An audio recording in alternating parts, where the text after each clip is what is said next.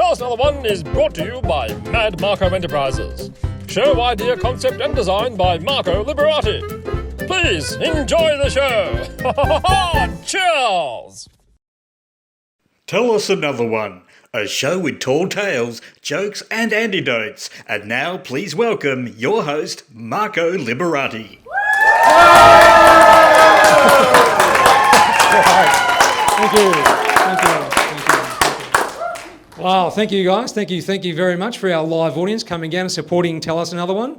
And thank you to the Dandenong Club for putting on such a beautiful venue and looking after our guests with fine food and drinks. I'll do a little intro today. I'll tell you what happened today. I was getting ready for the show. I'm getting dressed. And my 17-year-old daughter, the fashionista of the house, she makes a comment on the attire. She goes, "Dad, you look like you belong on a cruise ship." So thank you very much. But then she felt bad. She goes, no, a good one. I said, great, Charlie. Thank you very much. I appreciate that. And now it's time for our joke off segment. How about a round of applause for our special guest comedian? Joining me on stage today is Bradford Oaks, over 30 years experience in the comedy industry. He's performed at the Comics Lounge, all over Melbourne, comedy festivals. He's been on TV, he's been on Hey Hey It's Saturday, he's been on Rove Live, and now he's here on Tell Us Another One. Actually, a famous footballer, Dougie Hawkins and I were doing a gig, and he was driving me home from the gig, and he told me this story about the inflatable boy. The inflatable boy wakes up in his inflatable world, and he's late for school, and he goes down the stairs, and his inflatable mum says, "You're late for school." And he gets annoyed, so he stabs his inflatable mum. And then his inflatable dad comes in and he goes, "You left your skateboard in the driveway." And he goes, "Oh, you're off too." And he stabs his inflatable dad. Then he goes outside, and his inflatable neighbour says, "Late for school." And he goes, "Oh, you're off too." And then he goes to school. And he gets to school, and his inflatable teacher says, "You're late again, I can't believe it." And he goes, "Ah, fuck." And he stabs her. Then he realises what he's done, and so he has to stab one by one all his inflatable classmates in the room. And then finally, at the end, filled with remorse, the inflatable boy thinks, "Oh, I'm going to take my own life." So he stabs himself. But he doesn't die, he survives. And he wakes up in the inflatable hospital, and there's one other survivor. It's his inflatable teacher. And she says, "You realise what you've done? You've let your mum down. You've let your dad down. You've let me down. You let the entire school down. But worst of all, you let yourself down."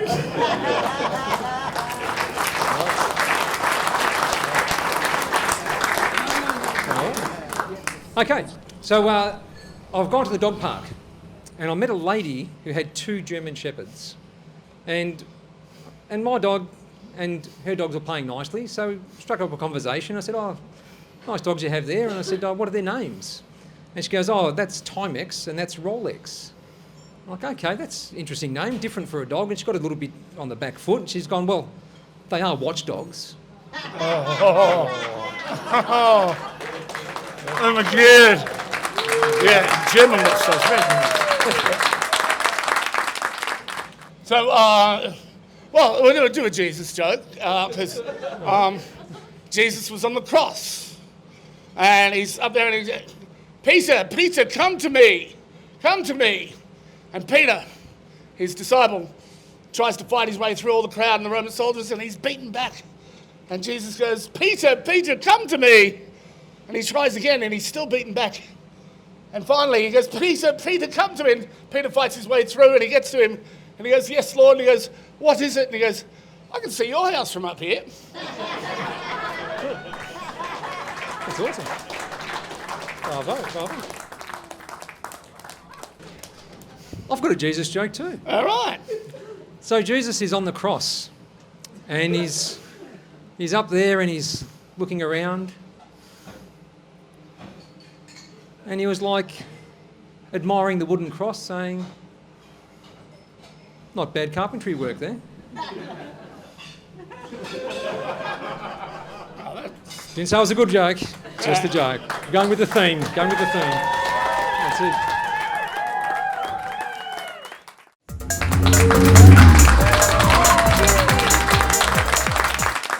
The health of our public transport system has been in decline for some time.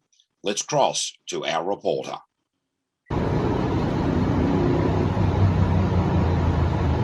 He's not going to make it.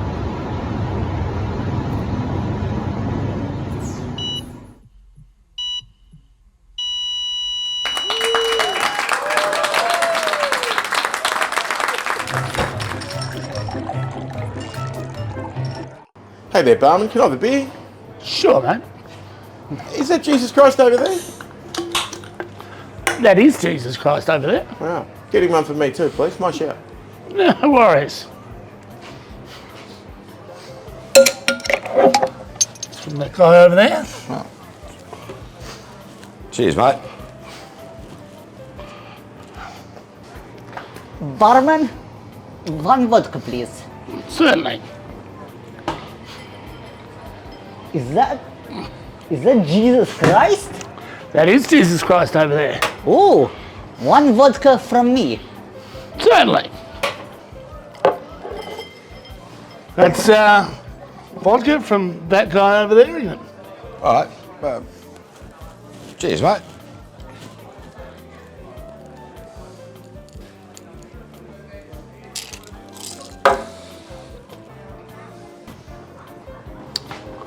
Oh, bartender. Go over my favourite sea chicken and wine. Ah, sea chicken wine, I see. Jesus Christ, is that Jesus Christ? That is Jesus Christ, a very popular diet. Oh, please, one vino on me for Jesus. I'm right on it. Hey, this also for you. Red wine from that guy over there. Oh, cracker! Jeez. Thanks, mate.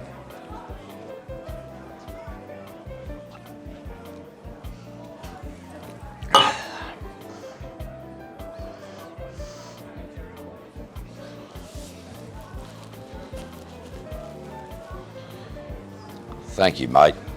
For your kindness and generosity, you are now healed. Wow, thanks, Jesus. Thanks, mate.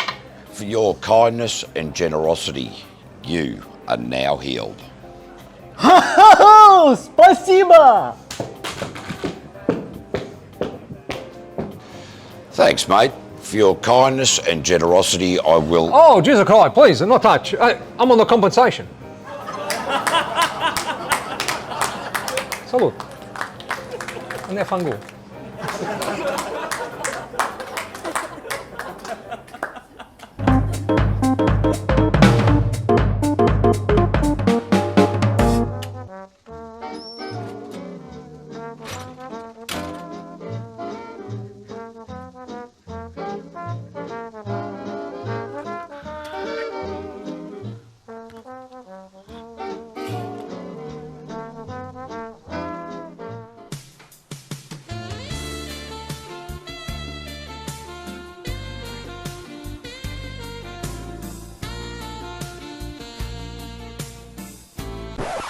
Can't you just pay cash today?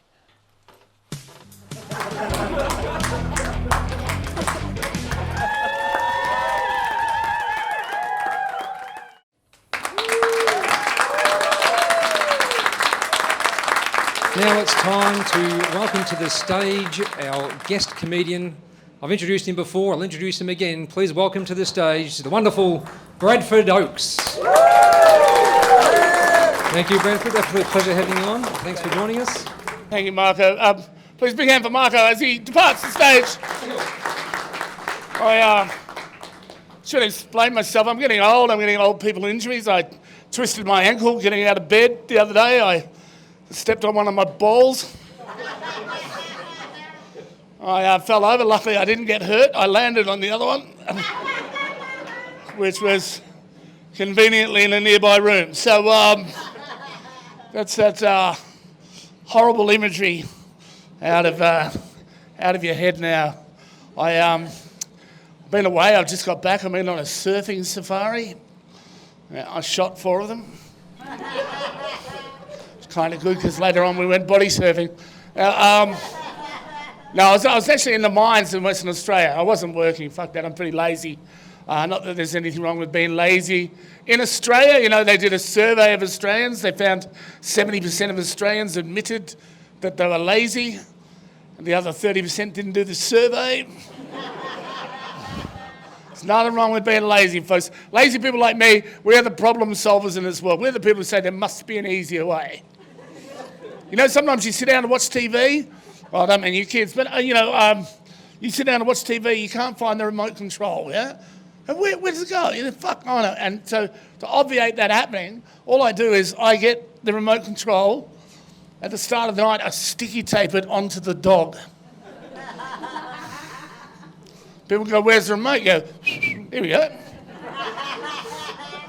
But that's problem solving. The best one I come up with, I was on tour in Brisbane. I was staying in this really shitty hotel in Roma Street in Brisbane, and I didn't have any cooking facilities in my room per se, right? All I had was, I had a little Latin dictionary. That's where I learnt per se.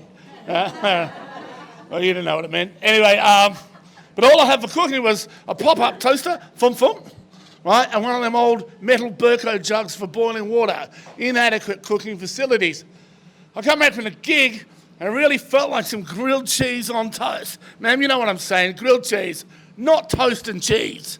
That's not cooking. I'm talking about bubbling grilled cheese with a little bit of brown on top. I thought, wait a minute. If I turn that toaster on its side and I put the bread and the cheese in laterally, oh, fuck you, George Foreman, I've got a griller. But you don't want to get stoned and forget, right? Because 3 minutes later, ba-dang, there's 2 toasted cheese missiles straight out the window. Incidentally, if you're going to try that, and I think some of you young boys are going to try that because you realise now it's not a toaster, it's a bread cannon. And you're going to aim it at things around the house, like the cat. I love to play with the cat. I was sitting at home the other day, I was playing with the cat. I was trying to find its G-spot, and oh no, sorry. Oh, row 2 on the left there, you were really disgusted then, were you? It's only a joke, I don't have a cat anymore. People get really offended about that. I don't. Well, I live in a really exclusive part of Melbourne. It's not part of the joke. I'm just showing off. But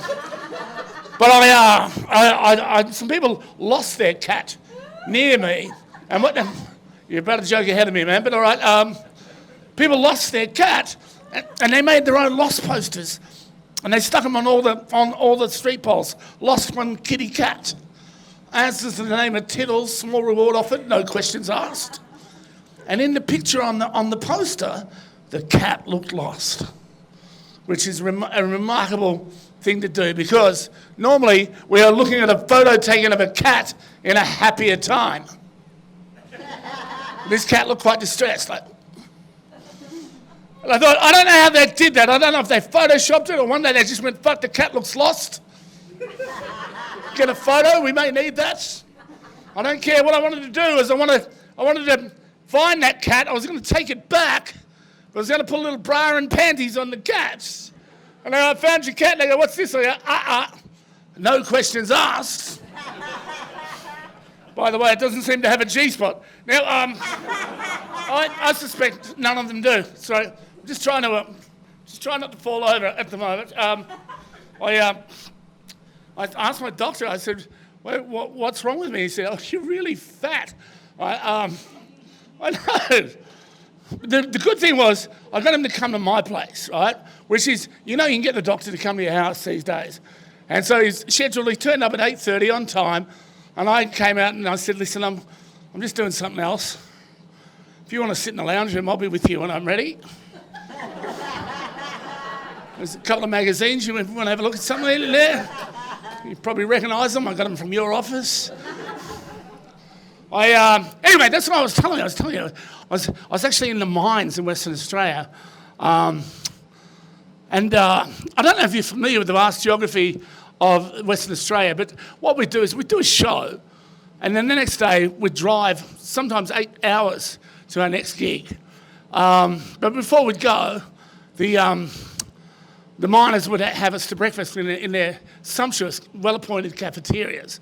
bit of a new thing for me getting up in the morning, let alone having breakfast. I'm going to ask this question. Oh, this is all lunch. I couldn't look at food in the morning. No way. Not with the amount of speed I do. Anyway, the world's fattest speed addict. Anyway, it doesn't matter.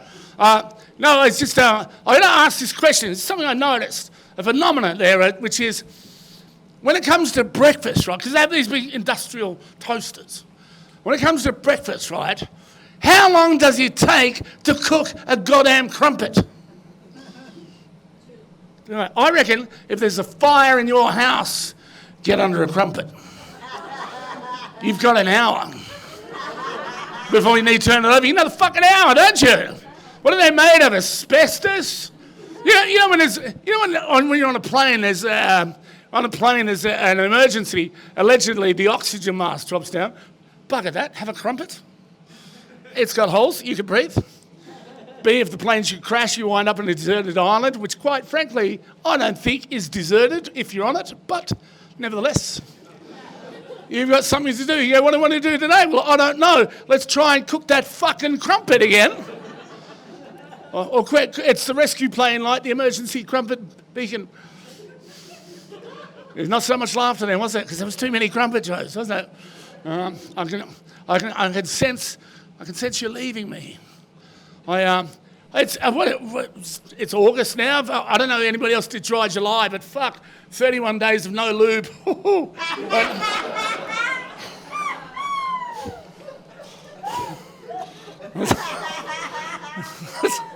There's a lady over there, you winced. I saw you go, oh. And I love coming out here to the country. I love coming out here to the country. This is all your fresh air and everything like that. Like where I live in the Docklands, right? It's very, it's again. Well, I grew up on a farm myself for the first 5 years of my life. Sadly, like a lot of people on the land, we lost our farm in a flood, right? I can still remember the trauma as a 5-year-old boy watching my father poring over the insurance policy on the kitchen table as the floodwaters visibly rose around our farmhouse, only for Dad to discover in that insurance policy we were not insured against floods. Now, I don't know if anyone here has ever tried to set fire to a wet farmhouse in a flood full of fucking crumpets. I did tell you there'd be more crumpet jokes tonight. I love doing comedy with the thunderous sound of an exhaust fan nearby. I will edit that out. So I was driving out here and I was going past Chadstone Shopping Centre, and I don't know if you know this, but Chadstone Shopping Centre is the largest shopping centre in the Southern Hemisphere.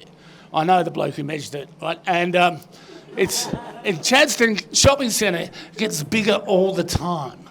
It burgeons ever thus. And this is because, unfortunately, some of you ladies, you like your shoes a little bit too much. And you need to have more shoe shops. I need to look into the audience and just find out,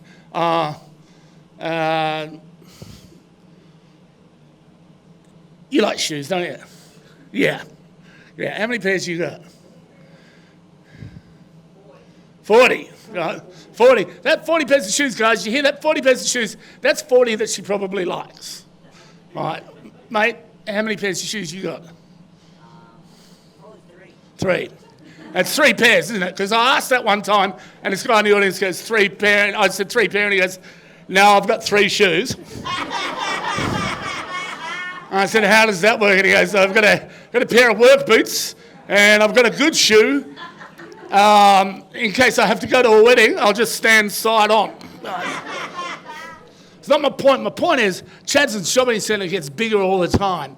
Like I said, it just grows and grows and grows. I thought nothing of this until I was travelling down the Nepean Highway in Cheltenham past that shopping centre, Southland, right? And Southland Shopping Centre, like some bushfire, has leapt the Nepean Highway and it's heading towards Chadstone. And in the meantime, several kilometres away, Chadstone is advancing towards Southland. And then I thought, wow, I realised this was all part of this amazing plan to form this barrier to stop people from Dandenong getting into the city.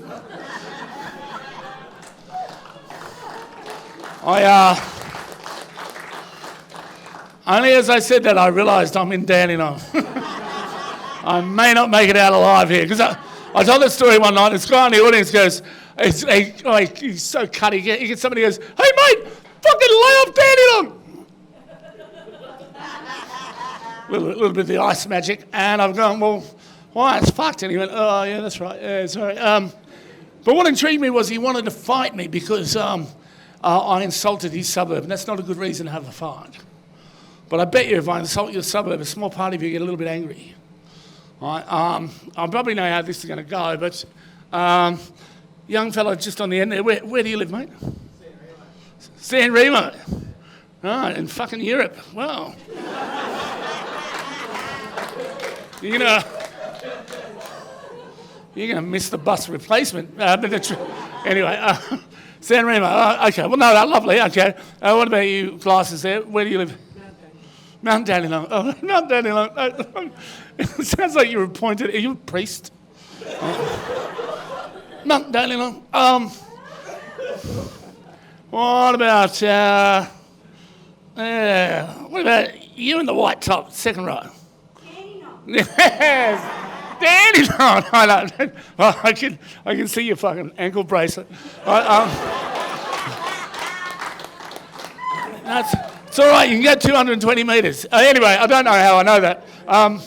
So anyway, look, it's all a bit of fun, like, because people insult suburbs and people get really cut. Like, I feel sorry for people who come to Australia and they think before they get here they say, "I think we've found where we're going to live. We've narrowed it down to two places. They both sound nice: Sunshine or Noble Park." But wait for age, the shittest place to live, in my opinion, is Geelong, all right? Geelong is a fucking toilet, all right? And people from Geelong, they don't like that. And I was doing a gig one night, there's 500 people at the gig, and there was about 40 people from Geelong, and they got really angry, and they wanted to fight me, and I'm going, "Fuck, there's only 40 of you, better go and get your dad." And there's, whoa. But there were 3 people up the front, had a table up the front, who didn't get the joke. And I realised why they didn't get the joke, right? Because I'd spoken to them earlier. Now, 3 people from Tasmania, all right? 2 couples. And anyway, I thought, oh, of course, they don't understand the urban snobbery of Melbourne. How can I explain it to them? I went, I know. And I went, "Hey, Tasmanians, do you remember when we told you to fuck off, right? And we sawed Tasmania off Australia? Well, Geelong's full of people who just hung on. Everybody was waiting in the car park to keep the shit out of me. Hey, folks, that's all I've got time for. All hail the stick.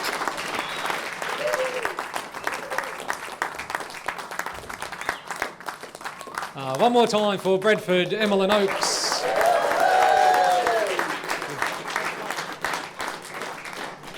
All right. If you want to see more of Bradford, you can tune in to YouTube and you can watch a fantastic little show that's been put together. It's called Is This Thing On?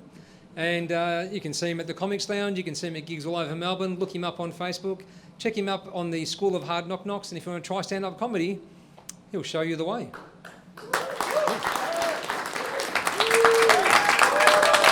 Thank you very much. That brings a close to the end of the show. So we'd like to thank all of you guys for coming out and being part of the live audience today, making today very special. So give yourselves a round of applause. Thank you. We'd like to thank our sponsors. We have Sea Chicken Wine, who are sponsoring Bar Jokes. We also have Ready Set Frost, who are sponsoring our Street Jokes. So Ready Set Frost, they do window frosting for commercial, domestic and houses. So if you want some privacy from the streets, street jokes, call Olga and she'll give you 10% off. Just tell us another one. Thank you very much. And we have also Liberati Therapy. They also have a gift pack as well as another door prize. So Marianne from Liberati Therapy will be giving away a door prize. Give a round of applause. Thank you. So thank you for coming out, supporting the night. Thank you for supporting live comedy. Thanks for supporting Tell Us Another One. And we're also supporting Heart Kids, which is a charity that I like to support. And I'd like to finish off with my catchphrase. So remember, be good and good things happen. Thank you. I've been Marco Liberati. Good night. Thank you.